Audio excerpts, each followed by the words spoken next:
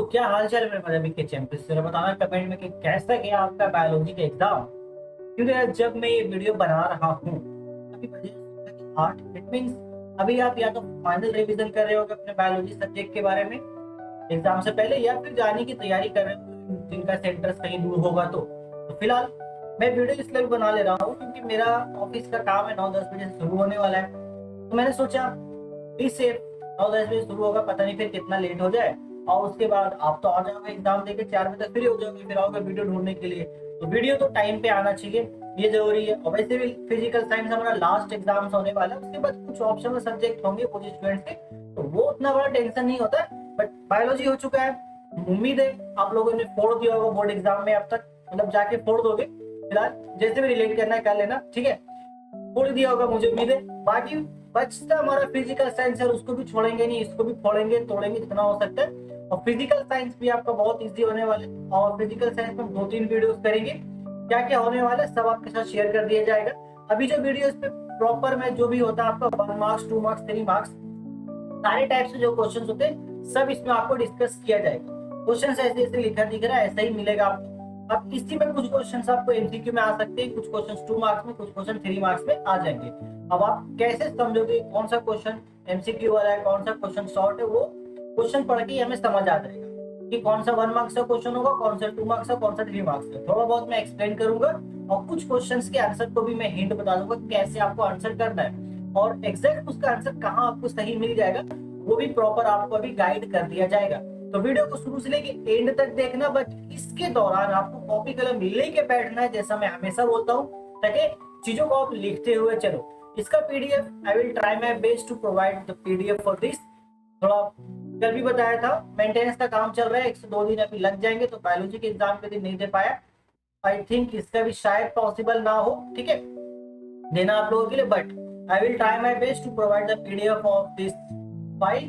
मिल जाएगा अगर कोशिश तरीके, अदरवाइज आप कॉपी कलम लेके बैठो, लिख लेना वीडियो को पॉज करके, या फिर स्क्रीनशॉट लेकर के पढ़ लेना, हो जाएगा आपका काम। ठीक है, चलो बातें बहुत हो गई हमारी, फटाफट से वीडियो शुरू करते हैं और एक एक करके वो क्वेश्चन डिस्कस कर लेते हैं जो आपका यहाँ पर बोर्ड एग्जाम में फिजिक्स एग्जाम में आने के चांसेस बहुत ज्यादा है।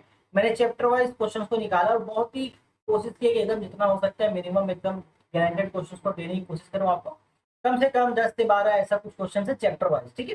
देखो, तो सबसे पहला हमारा चैप्टर आता है कंसर्न अबाउट आवर इन्वायरमेंट, जो होता है शॉर्ट में मैंने लिखा है आवर इन्वायरमेंट। सबसे पहला क्वेश्चन इसमें है what is pole bed methane. तो पोल बेड मीथेन क्या होता है या फिर वाई, और इसको हम लोग स्वीट गैस क्यों कहते हैं, इसका आंसर आपको यहाँ पे बताना है। बहुत सिंपल सा क्वेश्चन है। और पहला चैप्टर का आई थिंक मैंने आपको कोई भी क्रैश कोर्स नहीं कराया है, मैं इसका सिंपल आपको बताऊंगा। पहला चैप्टर मैंने लास्ट ईयर एक 30 मिनट्स का अप्रोक्स हमारा एक वीडियो है, उसका लिंक मैं कोशिश करूंगा देने का अगर मुझे वो वीडियो मिल गया था, क्योंकि लास्ट ईयर के। अदरवाइज आप एक बार सर्च करना यूट्यूब पे, लिखना concern about our environment by modern पढ़ाई, ऐसा लिख के सर्च करोगे वो वीडियो आ जाएगा। उसमें मैंने उस वीडियो में लगभग ये सारे टॉपिक्स कवर अप किए हैं जो इसमें मैं बता रहा हूँ। बाकी बहुत इजी टॉपिक है, इसका आंसर आपको बुक के स्टार्टिंग में ही मिल जाएगा। बाकी ग्लोबल वार्मिंग के बारे में मुझे कुछ बताने की जरूरत नहीं लगती है, वो आपको सिंपल बताना है भाई ग्लोबल वार्मिंग कैसे रिड्यूस करेंगे, ग्लोबल वार्मिंग होता है क्या, या फिर ग्रीन हाउस इफेक्ट होता है क्या। ये चैप्टर से ये क्वेश्चन टेम्पररी पूछे जाते हैं ऑन एन एवरेज कई बार। पॉजिटिव वाला क्वेश्चन भी हमारे इंपॉर्टेंट है, और explain the reaction how CFC destroys. तो इसको एक बार थोड़ा सा और हम ऊपर भी कर लेते हैं, इस पेज को हम लोग आ जाओ ऊपर आ जाओ, ठीक है। ये हुआ, और उसके बाद देखो नेक्स्ट क्वेश्चन क्या ध्यान देना है। टोटल 9 क्वेश्चन निकाले मैंने पहले चैप्टर से, सभी इंपॉर्टेंट यार, इसमें से किसी और को छांटना बहुत मुश्किल है। क्योंकि देखो व्हाट इज बायोमास, ये इस बार आने के चांसेस है, मिथाजोनिक बैक्टीरिया आने के चांसेस है, सस्टेनेबल डेवलपमेंट मोस्ट इंपॉर्टेंट अगर हम बात करेंगे तो सस्टेनेबल डेवलपमेंट ऑफ पावर कोल। ये दो ऐसे क्वेश्चन है जो मुझे ऐसा एक गट फीलिंग से अंदर से कि आ सकता है ये क्वेश्चन। और एक क्वेश्चन यहाँ पे शायद मैंने उसको हटा दिया, याद रखना वो आपको याद ही होना चाहिए। स्ट्रेटोस्फीयर जो होता है हमारा, स्ट्रेटोस्फीयर जो लेयर है, तो स्ट्रेटोस्फीयर लेयर में एरोप्लेन फ्लाई कर सकते हैं। तो वो क्यों कर सकते हैं हमें नॉर्मल पता है कि भाई वहां पे किसी भी तरीके का कोई भी रिस्ट्रिक्शंस नहीं मिलता, कोई डिस्ट्रैक्शन नहीं है, हवा पानी वहां पे कुछ है नहीं, आंधी तूफान नहीं चलती, तो बहुत ज्यादा साफ सुथरा माहौल है, तो एरोप्लेन इजिली वहां पे ट्रेवल कर पाते हैं। तो वो क्वेश्चन भी आने के चांसेस है। मेरी गट फीलिंग से कहीं ना कहीं ये क्वेश्चन आपको इनमें से ये ज्यादा इंपॉर्टेंट है, एक बार इनको पहले कर लेना, बाकी सबको बाद में निपटा देना। इसके बाद सेकेंड चैप्टर में यार बॉयल्स लॉ और उसका मैथमेटिकल फॉर्म हिस्सा लाने के लिए एकदम उतावले हो रखे। मुझे लगता है कि ये क्वेश्चन एग्जाम में आ ही जाएगा। और इसका ग्राफ जो है आराम से कर लेना। हमने ऑलरेडी आपको ये पूरा पढ़ा रखा है, मैं पूरा प्लेलिस्ट का लिंक दे दूंगा आपको। सारे चैप्टर्स हमारे चैप्टर वाइज मैंने पूरा फिजिक्स पढ़ाया हुआ है। और केमिस्ट्री में हमारे 2 वीडियो डले हुए हैं। एक वीडियो हमारा वो है जिसमें हमने आपको ओवरऑल सारा चीज पढ़ाया था, और दूसरा वीडियो हमारा वो है जिसमें हमने आपको सिर्फ और सिर्फ ऑर्गेनिक केमिस्ट्री पढ़ा रखी है। तो देख लेना सारा, नहीं देख रखा है तो पहले से देख रखा है वेल एंड गुड, रिवाइज कर सकते हो दोबारा से। अदरवाइज नोट्स ही फॉलो करना, और इसके आंसर आपको अगर पता है पहले से ठीक है, नहीं पता है तो वीडियो लेक्चर देख करके आप आंसर को नोट डाउन कर सकते हो, उसमें डिटेल में मैंने आपको बता रखा है। और ये क्वेश्चन कर लेना अच्छे से। एब्सोल्यूट जीरो टेम्परेचर, मुझे जरूरत नहीं लगती इसको बताने की कितना इंपॉर्टेंट ये होता है। Explain why a temperature below -27 degree centigrade is not possible. क्यों पॉसिबल नहीं? क्योंकि इससे ज्यादा पॉसिबल हो ही नहीं सकता। यहाँ पे अगर गैस जाता है तो उसका state of matter he change हो जाता है। पीटी डायग्राम कर लेना, उतना इंपॉर्टेंट नहीं बट कर लेना क्योंकि लिस्ट में है, कर लेना इसको। Why is moist air lighter than dry air, बहुत ज्यादा इंपॉर्टेंट है ये क्वेश्चन। लास्ट 2019 में आया था, 2000 फिर आई थिंक ये 22 में भी रिपीट हुआ, अब 25 में रिपीट होने के लिए फिर से तैयार है ये क्वेश्चन। ओके, इसके बाद what is mean by gas diffusion, easy सा टॉपिक है। और आर का जो वैल्यू होता है एसआई या सीजीएस यूनिट में, ये कर लेना क्योंकि PV is equal to NRT जो होता है हमारा, PV is equal to NRT में जो आर है यहाँ पे उसी आर की बात हो रही है। और आइडियल गैस इक्वेशन का डेरिवेशन भी आपको पता होना चाहिए इस चैप्टर से, क्योंकि पूछे जा सकते हैं भाई, इस साल वो पूछे जा सकते हैं। कैल्विन स्केल वगैरह कर लेना, मैं आगे देखा, देखो PV is equal to NRT आपको दिख रहा है यहाँ पर है, इसको आप कर लेना, बहुत इंपॉर्टेंट है। मोलर वॉल्यूम वाला क्वेश्चन करना। मोलर वॉल्यूम जो क्वेश्चन है ये थर्ड चैप्टर जो होता है वहां पे भी है, उसको भी देख लेना, उसी से एक क्वेश्चन बनता भी है और यहाँ पे भी एक क्वेश्चन बनता है। और उसके बाद देखो why do real gas deviates from ideal behaviour, ये भी क्वेश्चन आपके लिए इंपॉर्टेंट है, तो इसको भी अच्छे से आप देख लेना। आगे हम चलते हैं चैप्टर 4 के बारे में। चैप्टर 3 मैंने यहाँ पे मेंशन नहीं किया है। चैप्टर 3 का मैं पूरा रिकमेंड करूंगा, मेरा जो क्रैश कोर्स का वीडियो उसको जाके देखो, क्योंकि उसमें कोई भी क्वेश्चन रिकमेंड करना बहुत मुश्किल है। ओके, और आपको कंसेप्ट समझना होगा उस चैप्टर का, क्वेश्चन सॉल्व कैसे हो रहे हैं और किस टाइप के क्वेश्चन आ रहे हैं, तो उसके लिए वो 30 से 35 मिनट्स का लेक्चर आप देख लो। और टेंशन मत लो, न्यूमेरिकल्स के बारे में जो चीजें वो मैं थोड़ी देर बताने और थोड़ी देर के बाद बताऊंगा कि न्यूमेरिकल्स में हम कैसे क्या करेंगे, सारे चैप्टर्स में जो भी न्यूमेरिकल्स पूछे जाते हैं। अब देखो चैप्टर 4 में क्या है। पहला तो ये आपको बताना है कि एपरेंट एंड एक्चुअल जो वॉल्यूम एक्सपेंशन होता है, लिक्विड में 2 एक्सपेंशन होते हैं, एक एपरेंट और एक रियल। तो रियल को आपका एक्चुअल वर्ड यहाँ पे यूज किया गया, तो कंफ्यूज नहीं करना है। तो 2 होता है, ये आपको बताना है दोनों के बारे में। What are the factors affecting heat transfer in solid, solids में हीट जो ट्रांसफर होता है तो कौन कौन सा फैक्टर उस पर डिपेंड कर सकता है, जिससे कि अगर तो सॉलिड्स में हीट ट्रांसफर हो रहा है तो सॉलिड में अगर लेंथ जितना ज्यादा होगा तो हीट ट्रांसफर होने में उतना ही ज्यादा समय लगेगा। इस तरीके से आपको अलग अलग फैक्टर्स बताने हैं जो ऑलरेडी डिस्कस किया गया है।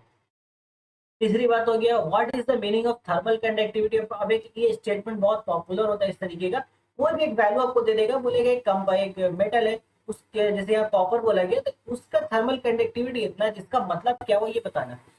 जब भी ऐसा स्टेटमेंट आए तो सिंपल आपको बोला क्या, थर्मल कंडक्टिविटी। आप जाना डिफिनेशन वाले थर्मल कंडक्टिविटी के डिफिनेशन के पास, उसने जो बोल रखा है उसने बोला होगा भाई यूनिट में एक करने पे ऐसा होता है, तो आप बस एक को रिप्लेस करके ये डाल देना, आपका आंसर वहां पे रेडी हो जाएगा, देख लेना उसको। इसके बाद थर्मल कंडक्टिविटी का एसआई यूनिट बहुत इंपॉर्टेंट है, MCQ fill in the blanks में आ सकते हैं, कर लेना एकदम अच्छे से। क्वेश्चन है does the aluminium conduct heat, क्या एल्यूमिनियम हीट कंडक्ट करता है? इसका आंसर तो आप अभी कमेंट कर दो, बहुत इजी सा क्वेश्चन है। Right the mathematical equation and definition with units. अब ये 5 नंबर ये क्वेश्चन नहीं होगा, ये 4 नंबर क्वेश्चन का ये पार्ट है। एक्सपेंशन ऑफ लेंथ, आपका जो सॉलिड में होता है आपका लेंथ, एरिया और वॉल्यूम, तीनों का आपको यहाँ पर मैथमेटिकल इक्वेशन लिखना है, उसका यूनिट्स लिखना है। It means alpha beta gamma का जो इक्वेशन होता है वो लिखना है, और उसका यूनिट्स क्या होता है अल्फा बीटा गामा का वो बताना है। क्वेश्चन नंबर 6 इजी क्वेश्चन, ये सब आप कर लेना। बायोमेट्रिक हिस्ट्री बहुत इंपॉर्टेंट इस चैप्टर से, इस साल के लिए करके ही जाना। एक तो बायोमेट्रिक हिस्ट्री पर ये 2 टाइप के क्वेश्चन ज्यादा इंपॉर्टेंट है इस चैप्टर से। इंपॉर्टेंट सभी है बट उसमें भी जो ज्यादा इंपॉर्टेंट है वो बता रहा हूँ, ऐसा ना करना कि 2 ही पढ़ के चले जाना, फिर नहीं तो रायता फैल जाने वाला है सारा। और relationship between conductivity and thermal conductivity देख लेना आप लोग, थर्मल रेजिस्टेंस, ये सारा क्वेश्चन आपका अच्छा है, निपटा देना, सभी को निपटाना होगा। अब आते हैं लाइट चैप्टर। अब लाइट चैप्टर काफी बड़ा है, यहाँ पे बहुत सारे क्वेश्चन देखने को मिलेंगे। तो क्वेश्चन देख के घबराना नहीं, क्यों? क्योंकि मैंने बोल रखा है भाई ये क्वेश्चन में सारी चीजें इंक्लूड किया है, तो क्वेश्चन तो ज्यादा होगा ही ना। अब देखो पहला क्वेश्चन आपको करना है, what type of lens is used to prevent near sightedness.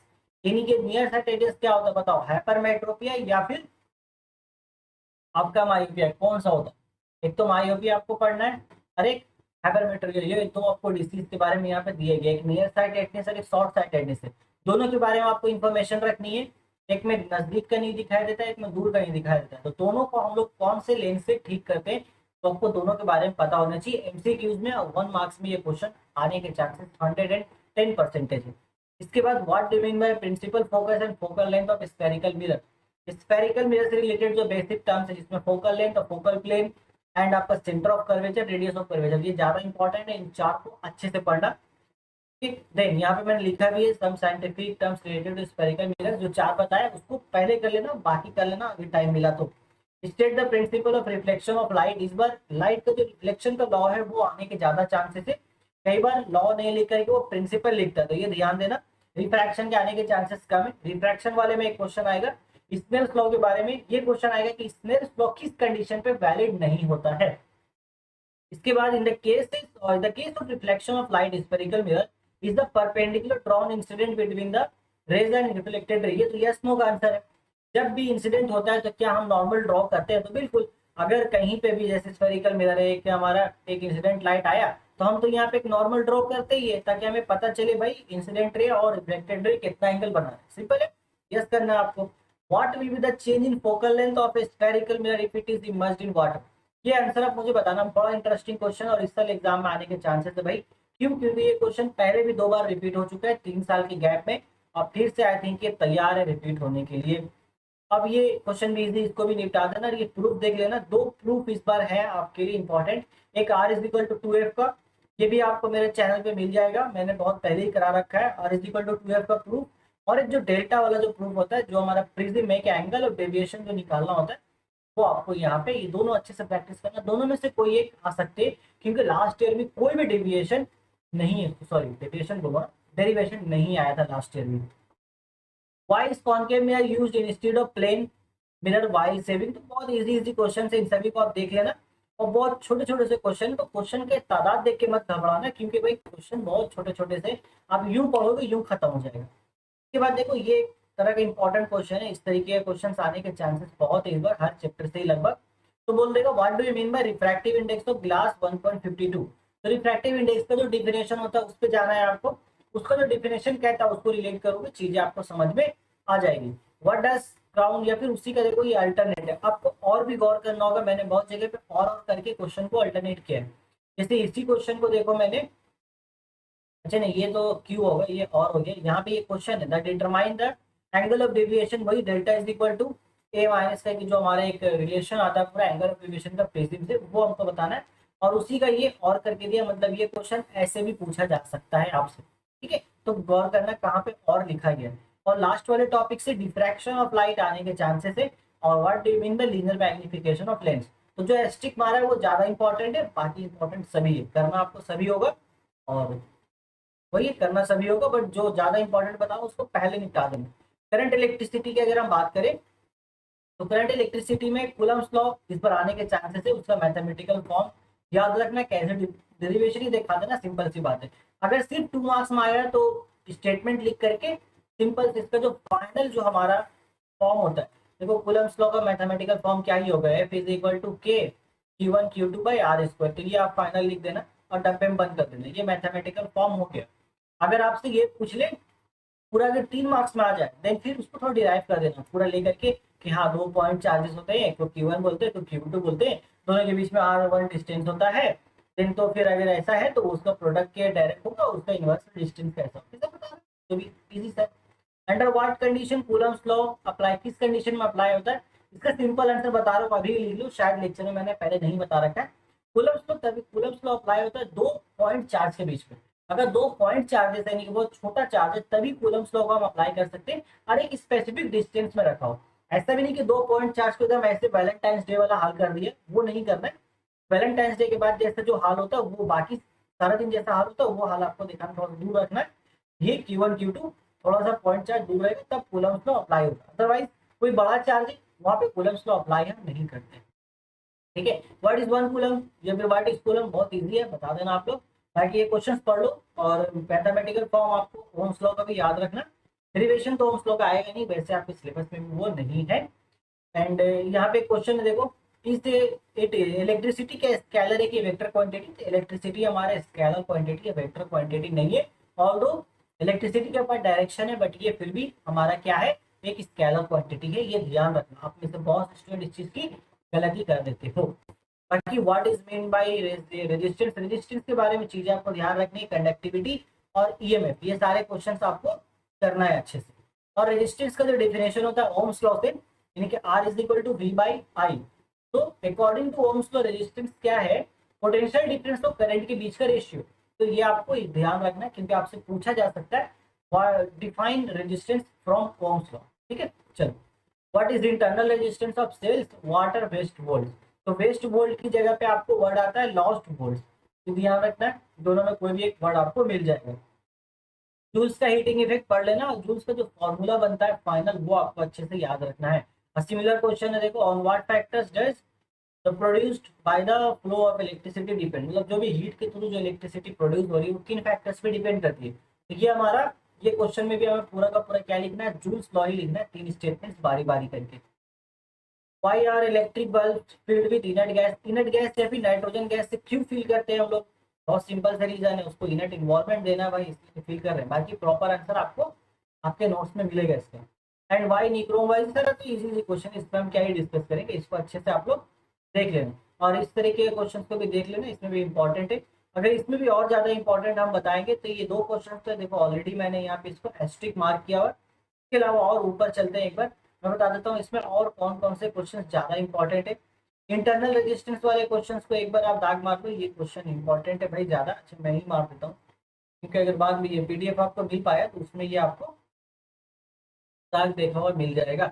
And EMF के आने के भी चांसेस इस बार है। ओमिक कंडक्टर ये फिर से रिपीट होने के लिए तैयार है, आई थिंक सो। तो ये क्वेश्चन कुछ ऐसे हैं जो ज्यादा इंपॉर्टेंट है, बाकी सभी करना, फटाफट सभी कर लेना, छोड़ना मत किसी को भी। तो आगे चलो, एटॉमिक न्यूक्लियस की हम बात करते हैं। इसमें जितने क्वेश्चन लिस्ट किए हैं सभी इंपॉर्टेंट, इसमें कुछ भी छाटना पॉसिबल नहीं है, क्योंकि मैंने इसमें सिर्फ और सिर्फ 7 क्वेश्चन ही दिए।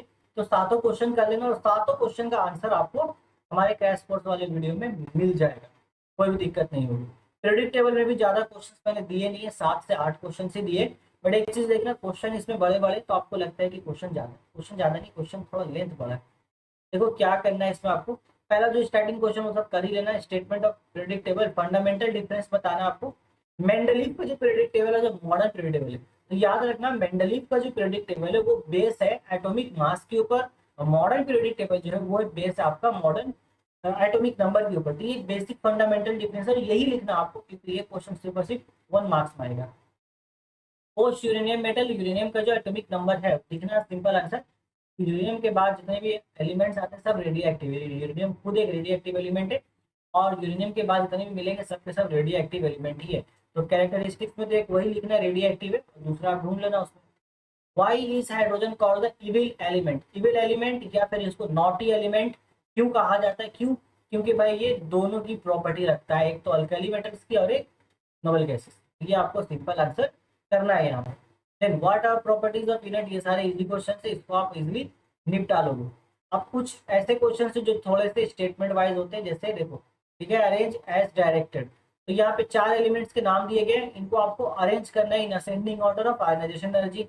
यहाँ पे भी 4 एलिमेंट्स के नाम है, इनको डिसेंडिंग ऑर्डर ऑफ इलेक्ट्रोनेगेटिविटी में अरेंज करना है। तो आपको ये पता होना चाहिए कि इलेक्ट्रोनेगेटिविटी लेफ्ट राइट मूव करने पे बढ़ती है घटती है, डाउन द ग्रुप होने में बढ़ती है घटती है, इसको अच्छे से रिवाइज करना। ये क्वेश्चन ऐसे ही बन जाएंगे बस देखते ही आपके। ऑपरेटिंग टेबल में आप सभी को पता है कि इस तरीके का क्वेश्चन बहुत फेमस होता है, जहाँ पे एक स्टेटमेंट दिया जाता है, कुछ एबीसी करके कुछ एलिमेंट है, उनका एटॉमिक नंबर बता दिया जाएगा, और उससे रिलेटेड कुछ सवाल पूछेगा, उसका एटॉमिक साइज क्या है, कि इनमें से सबसे बड़ा कौन है, या फिर इनमें सबसे ज्यादा इलेक्ट्रोनिगेटिविटी किसकी है। तो ये क्वेश्चन, ये दोनों लास्ट वाले क्वेश्चन बहुत इंपॉर्टेंट है, करना अच्छे से। तरीके के सेम क्वेश्चन रिपीट होंगे, सारे ही करके जाना, छोड़ना मत। और यूनिक बॉन्डिंग का भी सेम मामला, उस पर भी कुछ मैं नहीं छाट सकता हूँ, सारे इंपॉर्टेंट है। मुश्किल से 10 क्वेश्चन से निकाले हैं मैंने, और उसमें भी आप देखोगे तो 1-2 जगह पे आपको और देखने को मिलेगा। तो एक ही क्वेश्चन के कई डिफरेंट सेक्टर्स दिए गए। और डायग्राम में देख लो आप, electron dot structure lithium hydride, calcium oxide and magnesium chloride, ये करना। और कोवैलेंट कंपाउंड में इन सभी का आपको कर लेना है प्रैक्टिस, बस प्रैक्टिस करना है, आपको ध्यान रखना है कि आप प्रैक्टिस कर रहे हो बहुत अच्छे से। एंड लास्ट में अब देखो एक क्या क्वेश्चन है यहाँ पर, मजेदार क्वेश्चन है। एटॉमिक नंबर ऑफ एलिमेंट, एक कोई एलिमेंट है जिसने वो नाम नहीं बताया, एक से इसका 7 है, मतलब इन 2 आइटम्स, मतलब एक ही है, एक से एक दो आपस में ही वो कंबाइन करके एक मॉलिक्यूल बना रहे हैं। तो वो पूछा है कि एक कोवैलेंट कंपाउंड बनेगा, इसका इलेक्ट्रॉन डॉट स्ट्रक्चर बताना है। भाई 7 होता है नाइट्रोजन का, तो नाइट्रोजन नाइट्रोजन जब आपस में मिलते हैं आपको पता है ट्रिपल बॉन्ड बनता है। तो बेसिकली ये ट्रिपल बॉन्ड वाला ही आपको यहाँ पे इलेक्ट्रॉन डॉट स्ट्रक्चर रिप्रेजेंट करना है। और इलेक्ट्रोलिसिस में सारा देख लेना, इसमें कुछ भी नहीं करेंगे, सारा ही इसमें इंपॉर्टेंट है, बहुत कम क्वेश्चन है, सारा इसमें देख के नहीं करना, 5 ही क्वेश्चन दिए है वहां से मैंने। मेटलर्जी में भी ज्यादा क्वेश्चन नहीं है, सब फटाफट कर लेना और सब इजी है। और इसमें देखो ये वाला क्वेश्चन ज्यादा इंपॉर्टेंट है, वीबीआई यहाँ मैंने लिखा है, ओके। एंड जिंक ब्लेंड वाला क्वेश्चन भी ज्यादा इंपॉर्टेंट है, बाकी सारे भी है। अब बात करते हैं इनऑर्गेनिक केमिस्ट्री में, इसमें मेरा ज्यादा दिमाग खराब हुआ था, क्यों? क्योंकि भाई इसमें से क्वेश्चंस को और ज्यादा प्रिसाइज करना बहुत मुश्किल होता है, फिर भी कोशिश की है मैंने। तो यहाँ पे देखो मिक्स टाइप है, थोड़ा लॉन्ग क्वेश्चन है बट इसमें छोटे छोटे 2-3 क्वेश्चन मिले हुए। Why is concentrated aqueous solution of mixture of ammonium chloride and sodium nitride in equimolar portion heated instead of directly heating है कंसंट्रेटेड एक्वियस। तो इसको आपको बैलेंस इक्वेशन के साथ आंसर करना है। इसका जो नाइट्रोजन का जो प्रिपरेशन होता है वहां पे इसका आंसर आपको मिलेगा, देख लेना, मेरे लेक्चर में है अवेलेबल। तो ये सारे क्वेश्चन आप देख लेना, इसमें जो ज्यादा इंपॉर्टेंट है वो ये जैसे ज्यादा इंपॉर्टेंट है, ये लोग जैसे ज्यादा इंपॉर्टेंट है, ओलियम भी आने के चांसेस है इस पर ज्यादा। और यहाँ पे देखो इसी क्वेश्चन का 2 शक्ल दिया गया, देखो और करके। तो ये जो है given example of oxidation reaction of ammonia, का ही 2 शक्ल है यहाँ पर, 2 अलग अलग। तो ये जो अल्टरनेटिव क्वेश्चन मैंने बनाया ना, कि इस क्वेश्चन को ऐसे भी पूछा जा सकता है, वो क्वेश्चन को दिमाग में रखना, क्योंकि उस क्वेश्चन का आंसर वही होगा। ये तीनों क्वेश्चन पूछ ले, आंसर तो सेम ही आना है। उसके बाद है लिकर अमोनिया, आपको पता ही है लिकर अमोनिया तो फेवरेट रहा है WBSC का हमेशा सही, तो आने के चांसेस तो है ही है। तो ये सारे क्वेश्चन देखना, ये वाला क्वेश्चन भी एक इंपॉर्टेंट ज्यादा है कि इसको ड्राई के लिए ये क्यों यूज करते हैं। ठीक है, आगे चलता हूँ मैं। अब इनऑर्गेनिक में भी खत्म ही होने वाला है, क्योंकि मैंने बताया ना बहुत प्रिसाइज करके यहाँ से भी निकाला है मैंने। What happens when an aqueous solution of NH2OH is added to, ये सब कर लेना, सारा सारा कर लेना। नेचुरल रिएजेंट्स इस बार आ सकता है एग्जाम में, ये भी बहुत इंपॉर्टेंट है, सल्फेन भी अच्छे से पढ़ के जाना। अब बात करते हैं हमारा last but not the least, organic chemistry. तो ऑर्गेनिक केमिस्ट्री में भी मैंने छाट के बहुत कम क्वेश्चंस निकाले हैं। पहला तो एक बेसिक सा डिफरेंस याद कर लेना कि ऑर्गेनिक कंपाउंड और इनऑर्गेनिक कंपाउंड में क्या डिफरेंस होता है, ये बेसिक सा फंडा है, याद कर लेना। उसके बाद कैटिनेशन प्रॉपर्टी के बारे में चीजों को याद कर लेना, जरूरी है वो। देन ये आपको ध्यान रखना है कि why is C2H2 called a saturated hydrocarbon but C2H4 an unsaturated hydrocarbon. इसका स्ट्रक्चर बनाओगे आपको पता है कि सैचुरेटेड में कौन आता है, अल्केन आता है। बाकी अल्कीन अल्काइन हमारा किधर चला जाता है, अनसैचुरेटेड में। ये आपको दिखा देना होगा कि भाई ये सैचुरेटेड क्यों है, वो अनसैचुरेटेड क्यों है। तो डिपेंड करता है नंबर ऑफ बॉन्ड्स के ऊपर, डबल है, सिंगल है कि ट्रिपल है, ये देखना होगा आपको। फंक्शनल ग्रुप बहुत इंपॉर्टेंट इस साल के लिए, एग्जाम्पल्स याद रखना फंक्शनल ग्रुप का। तो एग्जाम्पल्स बहुत सारे हैं, अल्कोहल दिया जा सकता है, कार्बोक्सिलिक एसिड दिया जा सकता है, 2 तो ऐसे ही बता दिए मैंने, एल्डिहाइड भी दिया जा सकता है, याद रखें। आइसोमेरिज्म भी पढ़ के जाना है। और ये देखो इस क्वेश्चन का ये एक अल्टरनेटिव स्टेटमेंट दिया गया, इस तरह के क्वेश्चन आ सकते हैं इस बार, कि आपको बोला जाएगा name and structure of 2 organic compounds C2H2 and C2H2। ये 2 बार मैंने रिपीट कर दिया, इतना होगा नहीं। Name and structure of 2 organic compounds, molecular formula ये रहेगा आपका। अब इस मॉलिक्यूलर फॉर्मूला के अकॉर्डिंग आपको 2 कंपाउंड्स बनाने हैं जिनका स्ट्रक्चर डिफरेंट होना चाहिए, ऐसा क्वेश्चन आएगा। Both the ethanol and dimethyl ether compounds can be expressed by molecular symbol, but do they belong to each other. तो दोनों ही कंपाउंड्स को हम इसी, मतलब दोनों इथेनॉल और डाइमिथाइल ईथर दोनों का मॉलिक्यूलर फॉर्मूला यही है।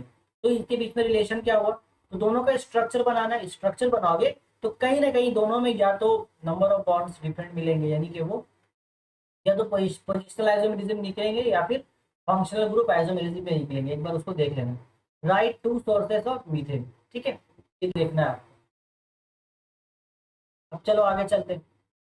अब छोटे छोटे क्वेश्चन है यहाँ पर, मीथेन, इथाइलिन और आपका एसिटाइलिन, इसके बारे में आपको यूज, तीनों का यूज और तीनों का रिसोर्सेज का याद रखना, एक एक मार्क्स में क्वेश्चन आएंगे।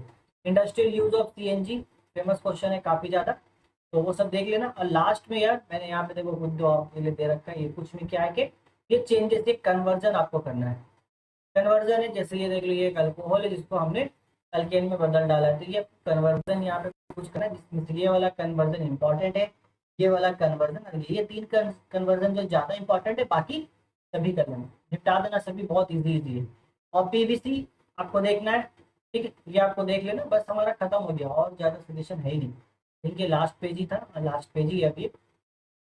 तो what is a biodegradable polymer, ये आप क्वेश्चन कर लीजिएगा, और उसी को हम ऐसे भी पूछ सकते हैं उसकी जगह पर, what is esterification, given exam, दोनों में कोई एक आने के चांसेस, और या फिर हाउ वुड चेंज, कैसे चेंज करोगे आप इनको। तो ये देखो, कार्बोक्सिलिक एसिड से कहाँ गए हो आप, ये कार्बोक्सिलिक एसिड, और ये क्या है, ये है आपका एस्टर, ये देख लेना। Then write the use of denatured spirit, denatured spirit and ये हमारा मीथेन को मार्स गैस क्यों कहते हैं, ये बहुत ज़्यादा इंपॉर्टेंट है, अच्छे से देखना, इन दोनों क्वेश्चन को अच्छे से याद करना, मुझे उम्मीद है ये आपको देखने को मिल जाएंगे फाइनल एग्जाम में आपके कल के। कर लेना इन सारे क्वेश्चन को अच्छे से, बाकी भाई ये देखो, बेस्ट ऑफ लक पूरे बोर्ड एग्जाम्स, ठीक है। फिजिक्स एग्जाम के लिए अच्छे से फोड़ के आना, फिजिक्स एग्जाम में भी उतना फोड़ा है अभी तक, उसके बाद हम लोग फिर अपना पार्टी करेंगे एग्जाम खत्म होने के बाद। एग्जाम खत्म होने के बाद जो सुकून मिलता है ना, वो सुकून एकदम अलग लेवल का सुकून होता है, वो पार्टी हम लोग करेंगे फिर। बाकी हमारा यहाँ पर कंप्लीट हो जाता है, उसके बाद मिलते हैं, एग्जाम दे दो अच्छे से फिजिक्स का, उसके बाद फिर और बात करेंगे, तब ठीक है, take care, tell good bye, all the best for physics.